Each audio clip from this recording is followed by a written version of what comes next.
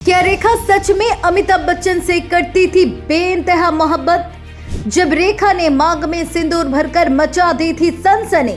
रेखा का इश्क, अमिताभ की खामोशी, आखिर सच्चाई क्या थी? सिलसिला से असल जिंदगी तक क्या था रेखा और अमिताभ का रिश्ता? रेखा ने आखिर क्यों कहा प्यार कभी खत्म नहीं होता? क्या रेखा आज भी मांग में सिंदूर सिर्फ अमिताभ के नाम का भरती है? फिल्मी पर्दों की हकीकत या हकीकत का फिल्मी पर्दा?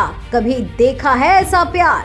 जब रेखा ने कहा मैं अब भी उसी से मोहब्बत करती हूँ। रेखा और अमिताभ बच्चन की पहली मुलाकात 1976 में फिल्म दो अनजानों के सेट पर हुई थी। उस वक्त अमिताभ पहले से ही शादीशुदा थे और जया भादुरी के साथ उनका जीवन सुखद माना जा रहा था।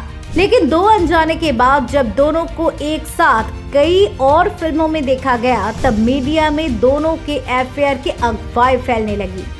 विशेषकर जब वो फिल्म में शूटिंग के दौरान एक दूसरे के काफी करीब दिखे और सेट पर भी उनकी नजदीकियां नजर आने लगी, तो ये चर्चा और तेज हो गई थी। ये बात भी काफी चर्चित रही कि अमिताभ बच्चन ने रेखा के साथ फिल्म सिलसिला में काम करना तब स्वीकार किया था जब असल जिंदगी में उनके और रेखा के रिश्ते की अगुवाई चरम पर थी। ये फिल्म खास इसलिए भी थी क्योंकि वास्तविकता का प्रतिबिंब भी नजर आता था इस फिल्म के दौरान। फिल्म में अमिताभ का किरदार अपनी पत्नी, जो कि जया भादुरी द्वारा ही निभाया गया था, उसे छोड़ के अपनी प्रेमिका यानी कि रेखा के पास लौटता है। लेकिन अंत में उसे अपने पारिवारिक कर्तव्यों की याद आती है और वो पत्नी के पास फिर लौट जाता है। ये फिल्म जैसे दोनों के जीवन की प्रतिकृति बन गई। इस अफेयर की अगुवाई तब और तेज हुई जब रेखा 1980 में ऋषि कपूर और नीतू सिंह की शादी में एक मांग में सिंदूर और पारंपरिक वेशभूषा में पहुंची। मीडिया में ये चर्चा फैल गई कि रेखा ने किसी से गुपचुप विवाह कर लिया है और कुछ अटकलें ये तक कहने लगी कि ये विवाह अमिताभ बच्चन से हुआ है।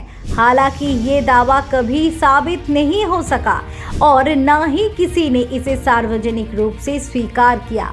रेखा ने कभी भी अमिताभ बच्चन का नाम सीधे तौर पर नहीं लिया, लेकिन उन्होंने कई बार ऐसे बयान दिए जो संकेतात्मक थे।